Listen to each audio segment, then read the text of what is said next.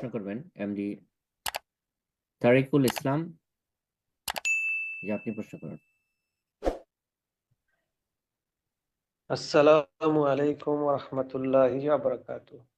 ওয়ালাইকুম আসসালাম ওয়া রাহমাতুল্লাহি ওয়া বারাকাতুহু। জি, বাংলাদেশ আমি ভারতবর্ষের পশ্চিমবঙ্গের জলপাইগুড়ি থেকে বলছি।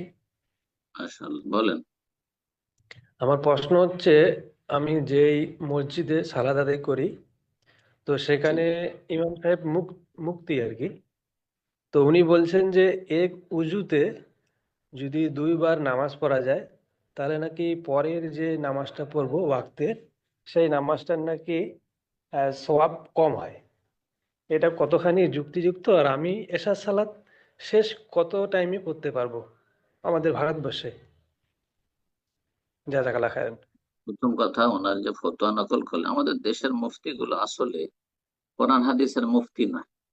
এরা ডিগ্রি হোল্ডার মুফতি। তাদের প্রতিষ্ঠানগুলো এমনিতে তাদেরকে একটা ডিগ্রি দিয়ে থাকে, 1 বছর বা 2 বছর কোর্স তাদের আছে। এমনি যদি তাদের থাকে, তাদের সবই পড়ানো হয় মানুষের কথা, হ্যাঁ, তাদের ফোকাহাদের কথা, কিন্তু কোরআন হাদিসের কথা পড়ানো হয়নি। ভালো করে শুনুন, যেসব দেশীয় মুফতি তৈরি হচ্ছে মযহাবীদের মাদ্রাসা, সেগুলোতে কোরআন হাদিস দলিল নিয়ে আলোচনা হয় না।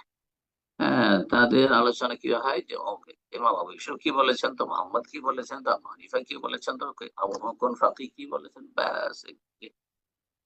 তো এইসব পড়ে মুফতি হয় না। সত্যিকার মুফতি হচ্ছে যে কাল আল্লাহ কি বলেছেন, কোন আয়াত এই ফতোয়ার দলিল, কোন হাদিস এই ফতোয়ার দলিল।